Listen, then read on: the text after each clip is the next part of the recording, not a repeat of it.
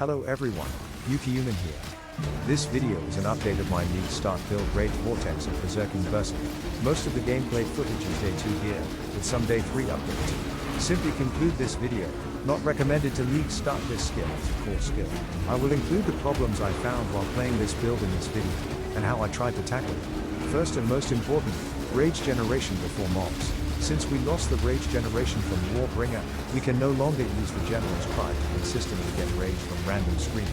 Normally you will need to leap slam into mobs and use other skills to generate rage after the change. With the Carton level defense of this build, you will most likely be clapped after the leap slam stun ends. With a new gem Vengeful Cry, if you take a savage hit which is 15% of your health, you can generate rage and maximum rage too. That's why I have Forbidden Right in my gem slot, cause it can definitely hit me over 15% health. Together with the Red Blade banner, every time we Forbidden Right and Vengeful Cry, we can get infinite enemy power and maximum rage. Part 2. How to sustain rage. As Rage Vortex will burn your rage over time, we will need to constantly hit the mobs or have any other rage generation. Vengeful Cry is not going to work this time because it only stops inherent rage decay. Currently I have no consistent method to generate more rage than the decay rate, so I keep refreshing the Rage Vortex instead. Unlike the normal version, the Transfigure version of Rage Vortex doesn't matter how much rage you sacrifice. The damage without any buffs itself is still the same no matter whether you have maximum rage or not. So we just need to keep using the Rage Vortex to refresh the decay rate, then we don't need to worry about it. For damage boosting options, before the league start, I was considering Warcry before getting Paradoxical. However, practically it's annoying to do that, and costs us more gem slots too. We will also need to invest in Warcry node to get a faster Warcry speed. Currently I was only using Urgent Orders for Enduring Cry and Vengeful Cry.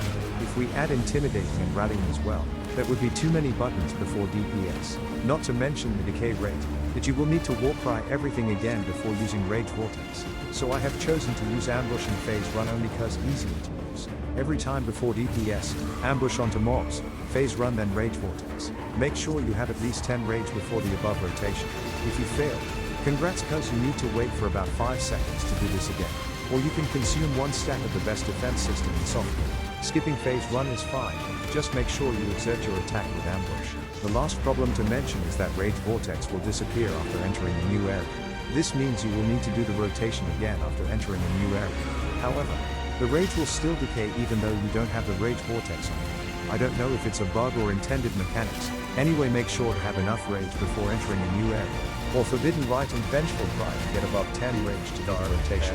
One thing worth mentioning is that I am using Bladestorm too. The lingering effect of Bladestorm can help you to generate rage with lower risk, cause you can attack and leap slam away. The Sand mode can also provide you movement speed to Dynasty Warrior the mobs faster. If you didn't quit after watching the above problems, here's my choice of gear. Maryland's Fallacy and Abyssus are almost mandatory, because these two items provide most of the damage in this build. Added damage and attributes from Abyssus are just so good for this build. Red Blade Banner is mandatory in my opinion cause the Vengeful Cry tricks. For gloves, I have tried Asenath's Gentle Touch and Great Old One's Tentacles, but the clear speed hasn't really improved that much. Without increase the explosive isn't that impressive. So I chose Tanduai for Onslaught and Adrenaline, together with skills Cost Life and Mastery to try getting the above buffs in boss fight too. Other gears are optional, including Mark of the Elder and Paradoxica. Paradoxica has a 212 dex requirement, so I used Brutal Restraint for that 68 dex. A high DPS sword can out DPS Paradoxica, but I don't want to craft gear and attack speed Paradoxica is just 2 to 3 divine, so I gave up 80k. If the price goes too high in the future, a 400 DPS sword is good enough and it shouldn't cost you more than.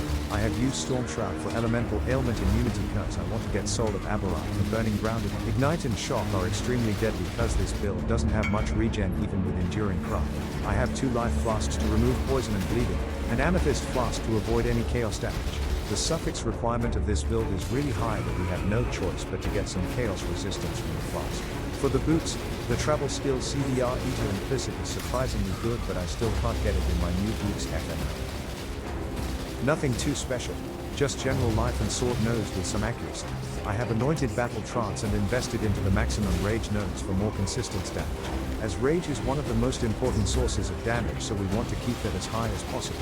That's why we want to keep refreshing the decay rate too. Iron Breaker is the most important node in Cluster Jewels cause we can get 40% increased damage in physical mastery. That should be all the important notes about this build. I'm still thinking about how to future improve this build with a relatively low budget and have a final update on that. After that, I will probably swap to dual strike or other skills depending on what content I want to do later. As always, comment if I missed anything or if you can think of any improvement for this world. Jump to the timestamp if you need specific gameplay footage. And most importantly,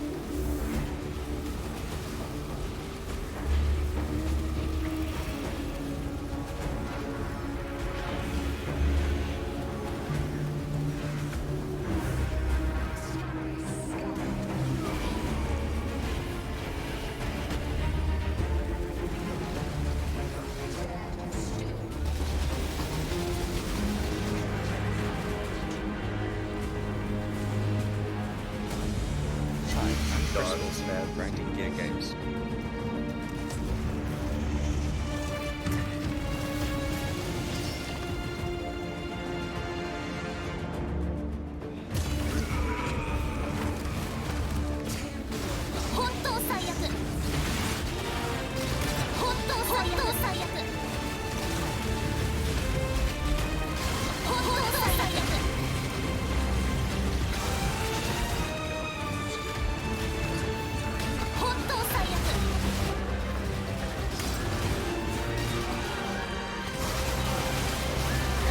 Deep, dark, fantasy.